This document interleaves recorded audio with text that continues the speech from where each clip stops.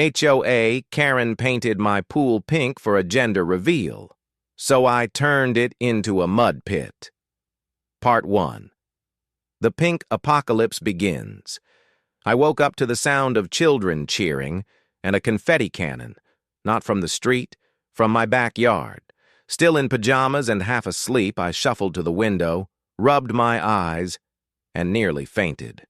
There, in my private pool, my clear, blue, perfectly balanced pool, was a sea of pink. Streamers hung from my trees like a party store had exploded. Balloons floated in clusters. A massive banner read, "It's a girl." And floating dead center in the pool was a unicorn raft. And front and center, holding a champagne flute, laughing like she'd won a game show, was Karen. Karen from the HOA clipboard queen. Neighborhood tyrant. Destroyer of joy. That's when I knew I was about to snap.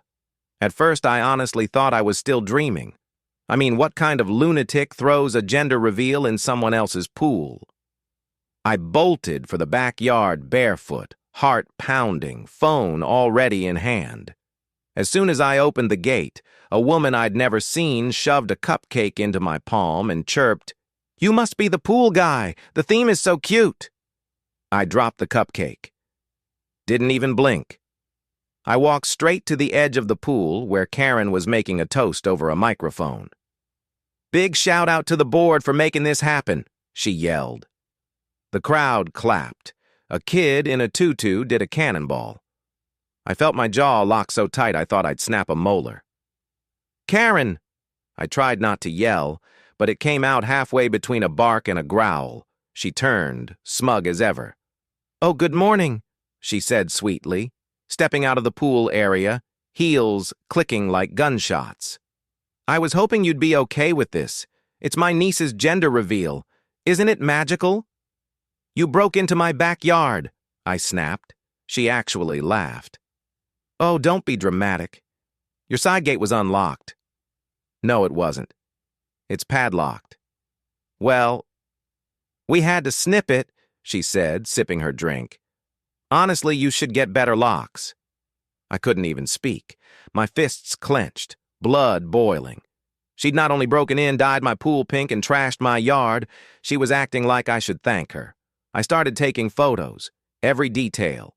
The speaker system, the pink-stained water, the party favors set up near my barbecue. This wasn't a pop-up party. This was planned, organized, executed behind my back. Then she dropped the real bomb. "Oh," she said, brushing confetti off her shoulder.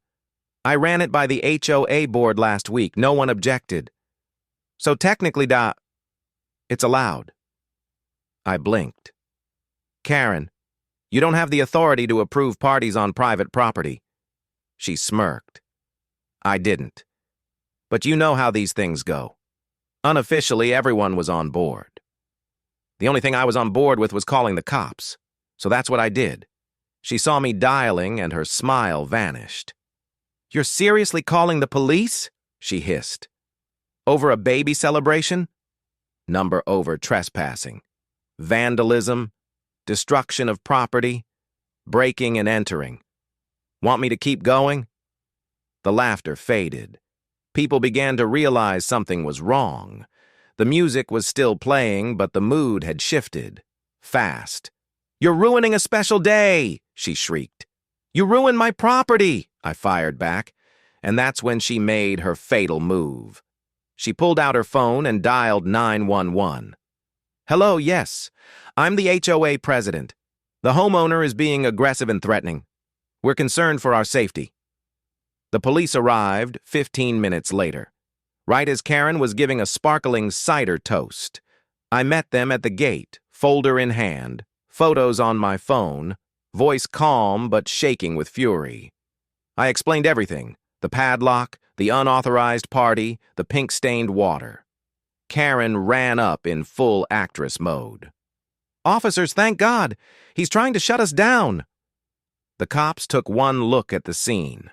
The balloons, the signs, the pool that looked like a strawberry milkshake.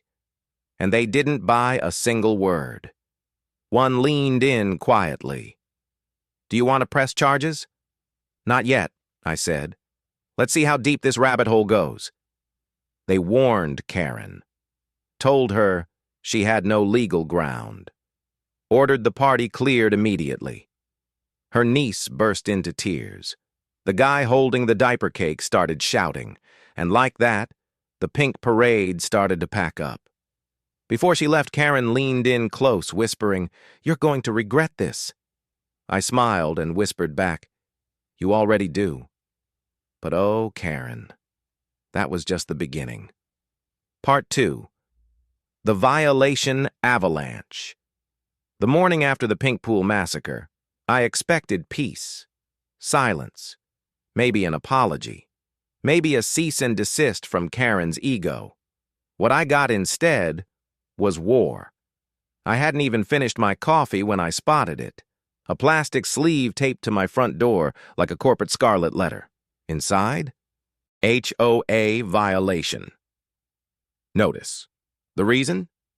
Unauthorized backyard gathering resulting in noise disruption and damage to community tranquility. Tranquility? There were inflatable unicorns in my pool yesterday? Now I was the problem? I pulled the notice off, shaking my head. But it didn't stop there. I walked to my mailbox. 3 more letters. 1. Disruptive property modifications without prior approval. 2. Chemical imbalance in private pool detected by visual observation of pink water, caused by her. 3. Mandatory appearance before the HOA board in 3 days to discuss pattern of non-compliance. I stood in my driveway, holding all 4 violations like a stack of poker cards. Only thing missing was Karen popping out of a bush with a megaphone and shouting, "Gotcha!" This wasn't passive-aggressive anymore. It was full-on strategy. She wasn't just retaliating, she was burying me in bureaucracy. A paper storm designed to exhaust me until I gave up. But she didn't know who she was dealing with. I went inside, sat down, and started digging. I pulled out every HOA guideline I had, printouts, PDFs, even the ridiculous glossy welcome packet they'd mailed when I moved in. I highlighted, cross-checked, tabbed pages. Then I started collecting evidence. Security cam footage from the backyard, downloaded, screenshots of Karen's Facebook post from yesterday, saved. One of them had her grinning poolside with the caption, "Best surprise ever, HOA teamwork." She even tagged her niece and the DJ, but the pièce de résistance? Footage. From my outdoor cam. Karen, bolt cutters in hand. Her and 2 accomplices hauling in folding chairs, speakers, pink dye bottles, and boxes labeled Cupcake Tower. You could even hear one of them say, "What if he comes home early?" Karen's voice. "Then he'll have to deal with it." I hit pause. Smiled. She'd given me everything I needed. Still, I wasn't excited about facing the board. Karen had allies, friends on the inside. And anyone who wasn't Team Karen was usually too scared to speak up. I wasn't walking into a meeting. I was walking into a snake pit. But I wasn't walking in unarmed. 2 nights later, I showed up 15 minutes early. The community clubhouse was dimly lit, with flickering fluorescent bulbs and the faint smell of bad coffee. I sat in the back, laptop ready, folder in hand. Karen arrived 5 minutes later, strutting in like she was running for office. Floral blazer, notepad, fake smile. She didn't even glance at me. The meeting started with routine HOA nonsense. Budget allocations, fence complaints, someone whining about raccoons. Then, my case. Karen cleared her throat and stepped to the front like she was auditioning for Law and Order. Suburbia Edition. Mr. Hayes has repeatedly violated community standards. His confrontational behavior and disregard for HOA guidelines, particularly during a recent unauthorized gathering, has disrupted neighborhood harmony. She went on. And on. using phrases like pattern of hostility and resistance to cooperative governance. In her version of events, I was the villain. She was the peacemaker. The pink water? A whimsical misunderstanding. When she finally sat down, I stood. "I'd like to present a brief timeline," I said calmly. I plugged in my laptop and cast it to the projector the board used for budget slideshows, and I hit play. Silence. There she was. Karen. Bolt cutters in hand, laughing, planning, breaking in. I let it roll. You could hear the jokes, the bragging, the full-scale setup, and finally, then he'll have to deal with it. The room was dead quiet. An older board member, Dave, actually chuckled. "Well, that's pretty clear." Karen's face turned beet red.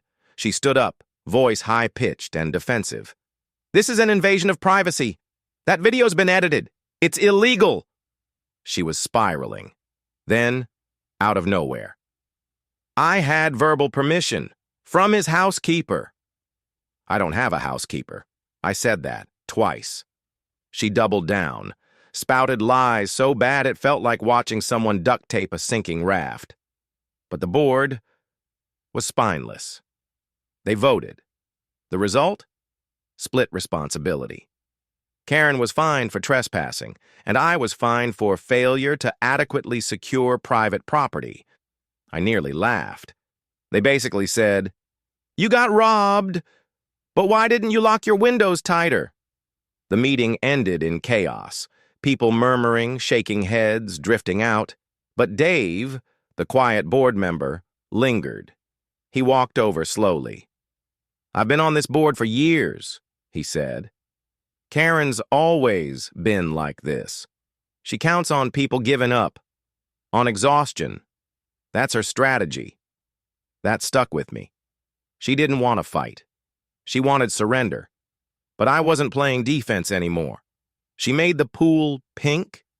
She was about to see just how ugly natural could get, because I had a plan, and it was going to get muddy.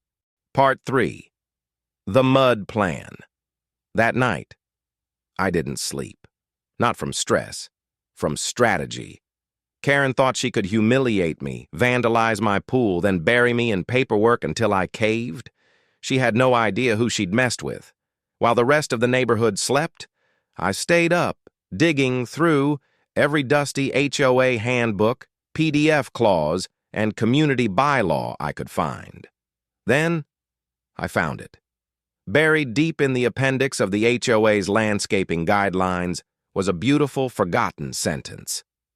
Temporary environmental restoration projects are permitted for purposes of soil rehabilitation or native species preservation, provided they do not interfere with permanent structures. In other words, I could mess up my yard as long as I framed it as ecological rehabilitation. My pool didn't count as a permanent structure if it wasn't being used as one. And guess what? It didn't say a single word about water clarity, color, or even whether a pool had to be functional at all. That loophole was my golden ticket. So I made a plan. Step 1, find a landscaping company crazy enough to help. Step 2, turn my backyard into a temporary wetlands restoration project. Step 3, invite every bird, bug, and mud-loving critter within a 10-mile radius. I started calling around the next morning. Most companies hung up the second I said, "Convert pool into a swamp." One guy thought I was joking and offered to install a koi pond instead. But then I found Carl. Carl didn't laugh, didn't flinch. He just said, "You want mud? I can do mud." Carl was my guy. We scheduled the first delivery for 3 days later. 3 dump truck loads of mulch, black clay, compost, and native wetland plants. In the meantime, I filed all the necessary paperwork, called it a seasonal habitat stabilization project, printed out a detailed project description, complete with fake Latin names for the plants I hadn't bought yet. I even included quotes from imaginary experts like Doctor. Wendell Ashford Soil Preservation Society. It was technically legal and completely ridiculous, which made it perfect. 3 days later, I stood in my driveway, lemonade in hand, watching the first truck back into my yard. That's when Karen showed up, like a storm cloud in yoga pants. She froze when she saw the pile of mulch getting dumped into my pool. "What? What are you doing?" she asked, eyes narrowing. I smiled. "Restoring the natural environment," I said calmly. "You're turning your pool into a swamp?" "No, Karen. Into a protected wetland habitat. Temporary, of course. It's for the birds." She blinked like I'd just recited Shakespeare in Klingon. "That's not very neighborly." "Section 14.8, I replied. "What?" "The HOA clause says environmental rehab projects are exempt from conformity standards for 90 days. You can check. I highlighted it for you." She didn't speak. She just made a sound, something between a scoff and a cough, and stormed off. I had her. No violation to file, no bylaw to weaponize. Just a mountain of dirt and a whole lot of legal gray area. By the time the third truck arrived, my backyard looked like a marshland in progress. The pool, gone, buried under rich, dark earth. The tile was invisible beneath layers of compost, mulch, and native grasses still in their nursery pots. I added hand-painted signs: "Soil stabilization in progress. Please respect restoration zone. Home to pollinators and wetland avian species." Translation? Back off, Karen. This is science. And just to twist the knife, I bought a solar-powered frog fountain and placed it dead center. It made little bubbling noises. Completely useless. Utterly hilarious. The next morning, I sipped my coffee as Karen walked past. She stopped, stared, blinked. The fountain gurgled. She opened her mouth to speak, then closed it. She didn't know how to fight it. No ordinance. No policy. No visual uniformity clause could touch me. For the first time, Queen Clipboard was out of her depth, and I wasn't even finished yet. I ordered cattails, reeds, native wetland shrubs, even a fake turtle statue made of recycled plastic. The cherry on top? A tiny hand-carved wooden sign that said Future Wildlife Sanctuary. Because if Karen wanted to play dirty, I was going to play in the mud.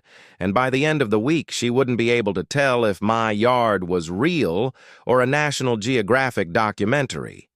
Let her file another complaint. I was ready. Part 4. The Swamp Strikes Back. By the end of the week, my backyard didn't look like a pool anymore. It looked like the set of a nature documentary. If the documentary was directed by a petty man with a long memory and a grudge named Karen. The once pristine tiles were buried, the blue sparkle of chlorine replaced by dark, rich mud. There were reeds, signs, even the faint croak of frogs that may or may not have been fake.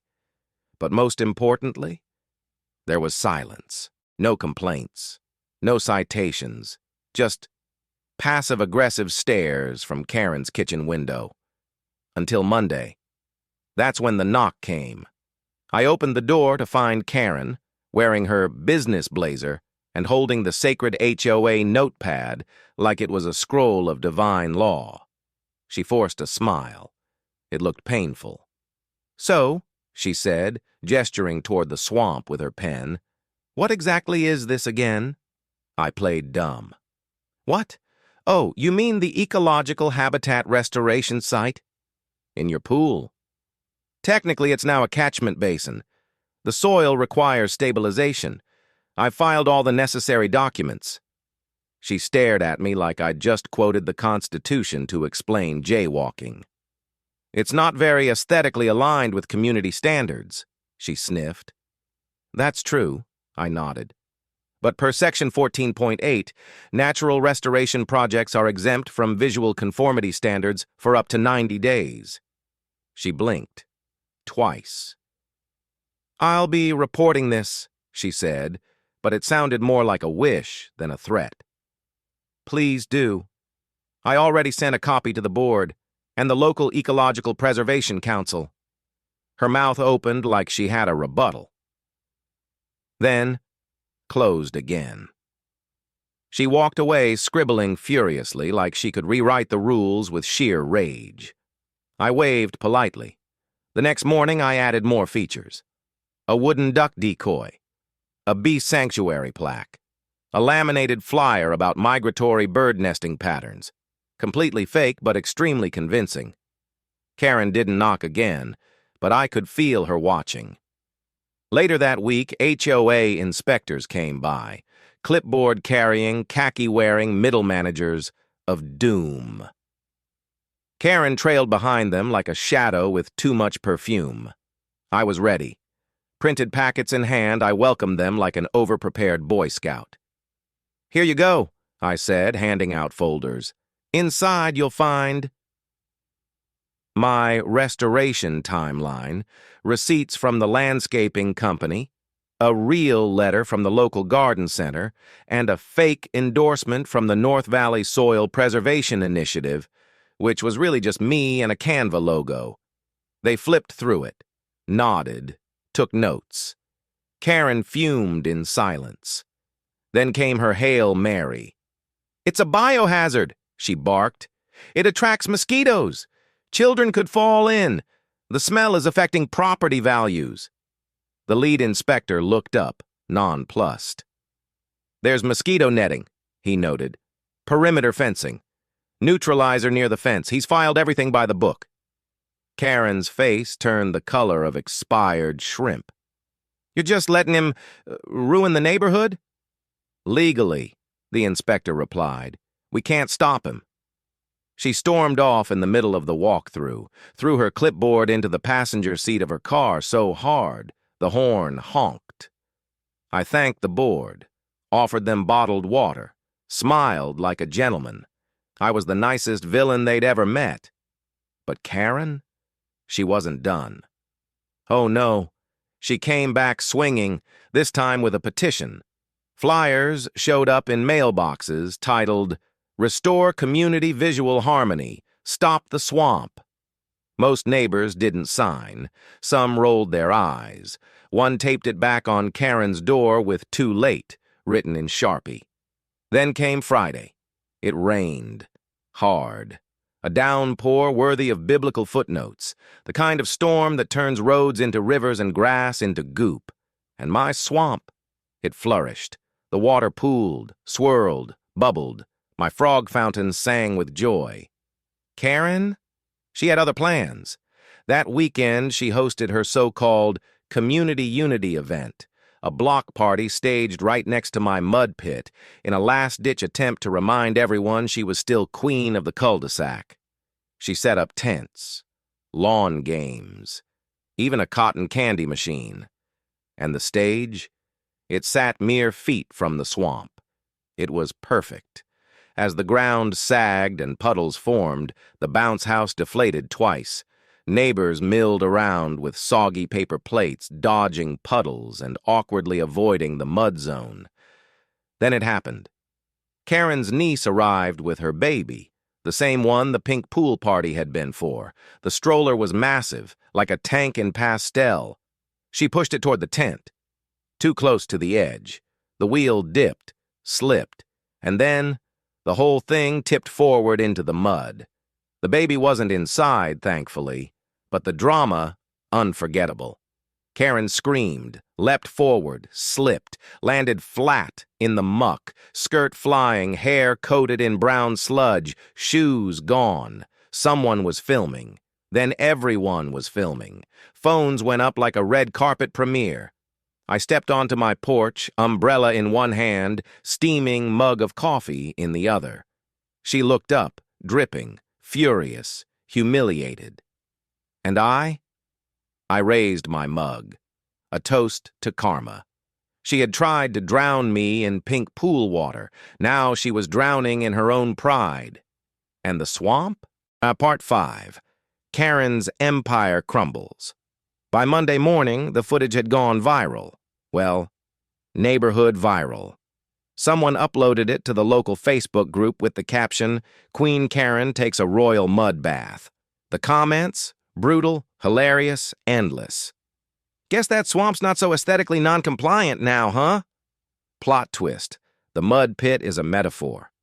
I'd watch this HOA reality show every week. Karen didn't show her face the next day. No clipboard. No walk of superiority. Just silence behind tightly drawn curtains. But then, the tremor hit. An anonymous motion was filed with the HOA board. Proposal to remove Karen Delaney from her position as HOA president effective immediately. I didn't file it. But I knew exactly who did. Dave, the quiet, reasonable board member who'd seen enough to last him a lifetime. That same evening, I got a message from him. "She's panicking, calling everyone, guilt-tripping the board. But nobody's biting. You may want to come to the next meeting." I smiled, then began preparing my war folder. In the meantime, Karen tried one last Hail Mary. She handed out leaflets door to door, printed on pastel paper no less, claiming she was a victim of systemic HOA corruption, misogynistic smear campaigns, targeted mud terrorism. Yes, she actually wrote that. Most neighbors just rolled their eyes. Some handed the flyers right back. One taped it to her car window with a sticky note that read, "We prefer mud." Then came the official HOA vote. The community clubhouse was packed, standing room only. The air buzzed with a mix of anticipation and the faint scent of resentment. Karen arrived in a beige pantsuit that looked like it had been steam-pressed by denial itself. She stood at the front of the room, trying to command the same presence she used to radiate. But this time, no one looked impressed. When the motion was read aloud, Karen actually tried to interrupt. "This is outrageous. After everything I've done for this community." But Teresa, the acting interim president, calmly raised her hand. "Karen, you'll have a chance to speak after the board votes." She didn't even get that far. The tally came in. 4-1 in favor of removal. Only one loyalist left, and even she looked like she'd rather be anywhere else. Karen's jaw dropped. "You can't do this. You need me. I built this place." But the room stayed silent. The gavel fell. Her presidency? Over. After 7 years of running the neighborhood like a tightly wound cruise ship. She was officially off the helm. Karen stood frozen, the clipboard trembling in her hands. And then, she stormed out. Again. This time without even throwing her usual threat over her shoulder. That night, I sat on my back porch. The moonlight shimmered on what was now a peaceful, regulated wetland with 3 nesting birds and a very satisfied garden gnome. I sipped my drink, listening to the chorus of frogs, distant crickets, and the silence of a toppled tyrant. And I thought to myself, maybe now, this neighborhood has a chance. But Karen, she wasn't quite finished, because people like her never quit. They just go underground, literally in her case, and what came next? Made everything before feel like the opening act. Just watched. Part 6.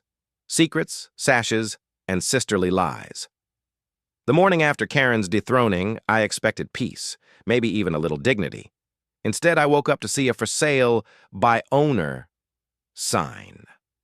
Not on Karen's house, but her sister's, the one she'd technically been living in. I blinked twice, rubbed my eyes, still there. And then I remembered something Dave had let slip during one of our late-night HOA message exchanges. You know Karen never actually owned the house, right? At the time, I thought he was just venting. But now it hit me like a bag of soggy HOA violation notices. I started digging. County records, property filings, HOA registration forms, the whole bureaucratic buffet. And there it was, clear as daylight. Karen had been illegally holding the HOA presidency for the last 7 years. Why? Because she wasn't even a homeowner. Her name was not on the deed. The house belonged to her older sister, Susan, who conveniently lived overseas most of the year. Karen had been crashing in the guest house out back like a full-time squatter with a clipboard and a dream. Even better?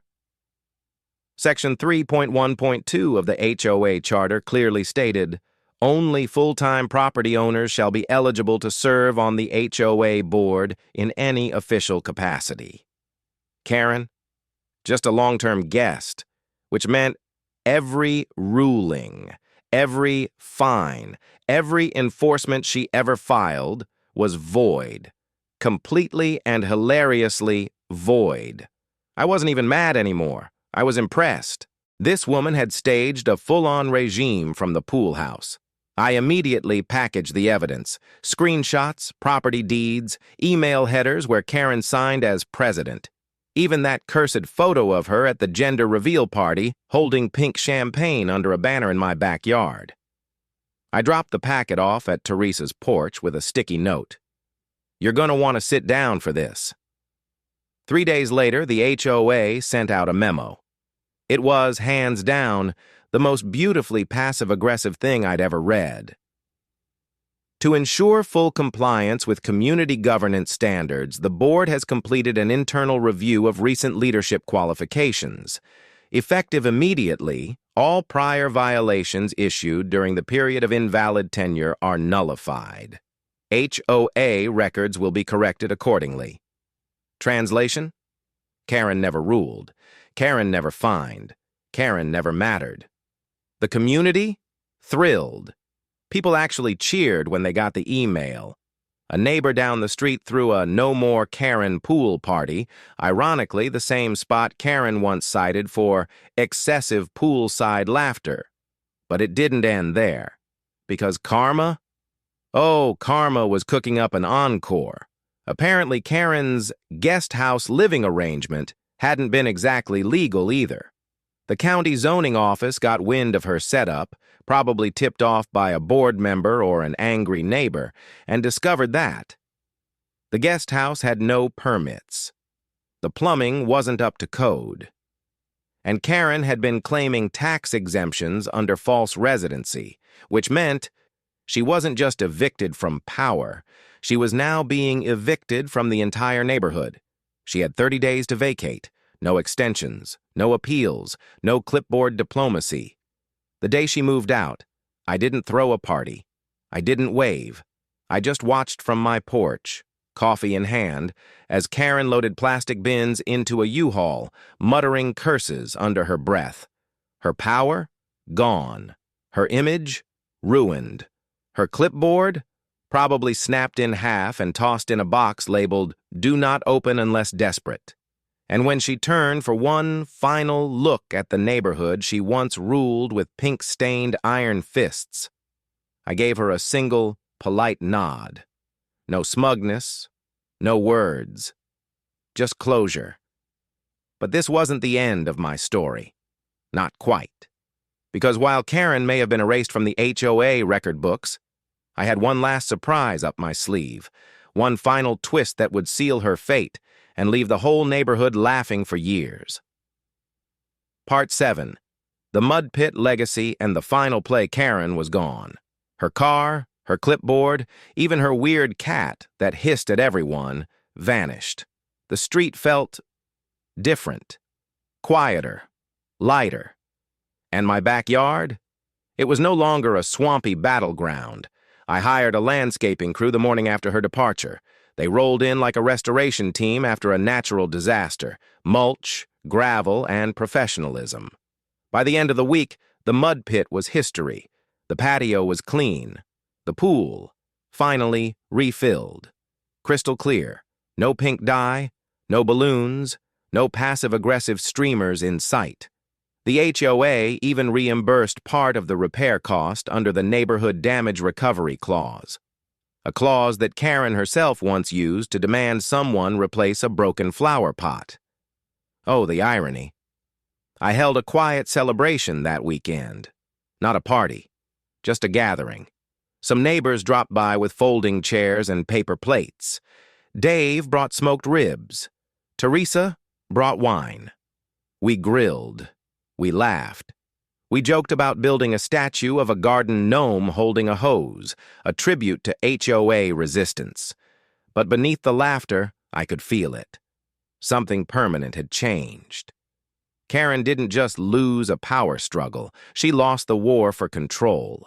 And the HOA? It had been rebuilt into something fair, balanced, and human. Still, I had one last move, one last play. Because deep in my HOA research, I'd found something even juicier than the violation clause or the residency requirement. It was an old record, nearly forgotten, buried in an appendix. The Community Legacy Project. Originally proposed a decade ago, it was meant to honor any individual who made an outstanding positive impact on the neighborhood. It had only ever been awarded once, to a man who repaired the community gate after a hurricane. But the guidelines were still valid, and the nomination process open to all residents. So, I wrote one. To the man who restored the peace, who turned pink pool water into poetic justice, who replaced dictatorship with decency. I submitted it anonymously. A few days later, I found the form hanging in the clubhouse window. It had passed the vote. Unanimous. They even added a plaque on the bulletin board, right next to the HOA calendar and lost cat posters. In recognition of Mr. Hayes, for his commitment to fairness, community balance, and eco-restoration. It was silly, over the top, hilarious. But you know what? It felt right. And the best part? Karen would see it one day, because people like her always circle back, even if it's just to snoop. And when she did, she'd see a neighborhood no longer afraid of her clipboard, a place where the rules were followed, safe, but fairly. Where HOA didn't mean harassment, where a single person standing up could change the entire game. And the cherry on top? Beans, my golden retriever, now had his own custom pool float. It said, Lifeguard, HOA free, since 2025. Part 8, Karen 2.0, The Return. Nobody wanted it. Started with a cat. Not just any cat, her cat. I was sipping coffee on my back porch one lazy Thursday morning when I saw it slinking along the fence line. Fluffy, grumpy, wearing a tiny rhinestone collar that said, Princess, a name only Karen would have chosen for a creature with claws and contempt in equal measure. I blinked. Then I heard it. A car door shut. Slow, heavy. Then the unmistakable sound of click-clacking heels. I stood, stepped to the side yard, and there she was, Karen Delaney, clipboard in one hand, leash in the other, walking like she hadn't just been exiled, dethroned, and memed into suburban legend. She was moving back in, not to her old guest house number. She'd bought the house 2 doors down, the one that had been in escrow for months. Apparently her sister had booted her out, and with just enough savings, or more likely blackmail leverage, Karen secured her return. I watched in stunned silence as she waved to a landscaper, frowned at a wind chime, then looked directly at my house, smirked, and walked away. My phone buzzed. It was Dave. She's back, and legally she's a homeowner now. She can attend HOA meetings and file complaints. I just typed one word back. Ready. The first week was quiet. No flyers, no accusations, just passive-aggressive walks and overwatered hedges. But on Sunday morning, I found a familiar envelope taped to my mailbox. Violation notice, unauthorized decorative installment, solar path, lights not approved. I actually laughed, loudly. It had begun again, but this time, I was prepared. That afternoon, I walked straight to the HOA office, now under Teresa's calm leadership. I sat down, handed her the violation, and said, "This is not about lighting." She nodded. She's already filed 3 more. One about your wind chime, one about your grass pattern, and one for suspicious gnome activity. I grinned. She's back to her classics. Teresa leaned forward. We can't stop her from filing, but we can audit the complaints and document any pattern of harassment. Exactly what I needed to hear. Because this wasn't about beating Karen again. It was about protecting everything we'd fixed. So I turned the tables. Every time Karen filed a complaint, I filed a formal counter-report. Every time she took a photo, I had a trail cam pointed right back. I laminated every permit, photographed every solar bulb, filed copies with the HOA and with city code enforcement. I even installed a little sign in my front yard. This property is in full compliance, including the gnome. And just for fun, I gave the gnome a new outfit, a tiny cape, and a sign that read, "Gnome Mercy." Karen tried. She tried hard. She submitted long-winded emails with subject lines like "Urgent Mailbox Insubordination" and "Concerned Citizen Report, Bird Feeder Unsafe." But something had changed. The neighborhood didn't fear her anymore. They rolled their eyes. They ignored her. Some even started leaving tiny garden gnomes of their own, in solidarity. One house had a whole row of them.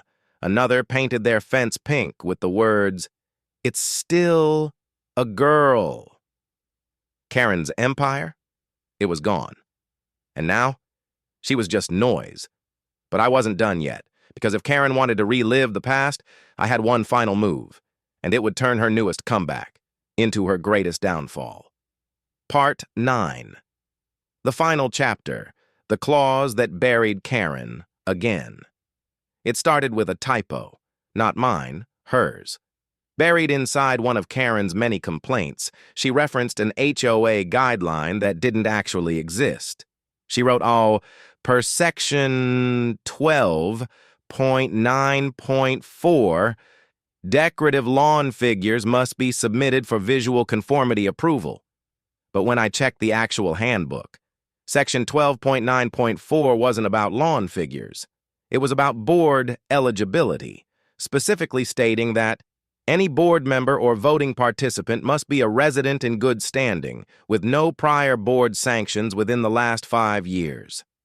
I stared at the sentence, and my brain sparked. Karen was ineligible. See, after her dethroning, the official memo wiped her previous presidency from the books, which meant the sanctions she received back then still applied. She'd been penalized, formally warned, censured, and now that she was back, that record meant she couldn't legally participate in HOA matters again, not even as a voting resident, for 5 years. 5 years. She had walked back into her own trap. I spent the next 24 hours compiling it all. Screenshots, meeting minutes, the censure memo, the rules, her recent complaint emails with that mistaken section citation. I bound it all together in a report titled Eligibility Review, Resident Delaney. Then I handed it with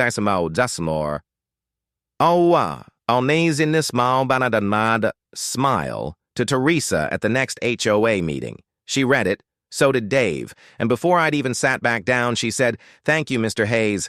We'll take this seriously."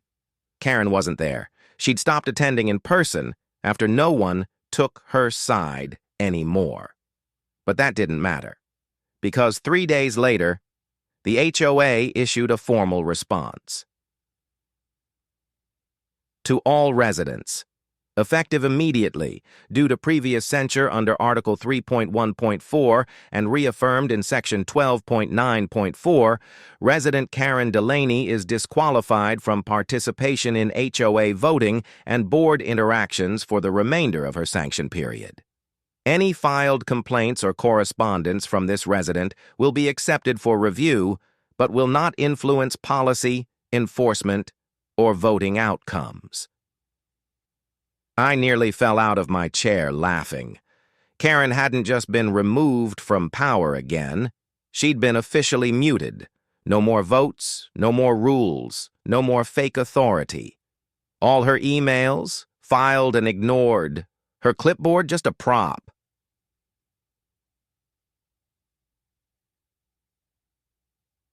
A week later, I passed by her house. She was sitting on her porch. No cat, no phone, no papers. Just her and a wilted potted plant. She looked up at me. I nodded once. She didn't smile, didn't smirk, didn't speak. And for the first time in 2 years, Karen had nothing to say. Back home, I poured myself a drink, walked out to my restored pool. The gnome stood proud at the edge, cape fluttering in the breeze, a silent champion. I raised my glass. To HOA justice and mud pits, because some battles are loud, but the best victories are quiet, thorough, and permanent. And that was the final chapter. Karen came for control, but in the end, she got silence.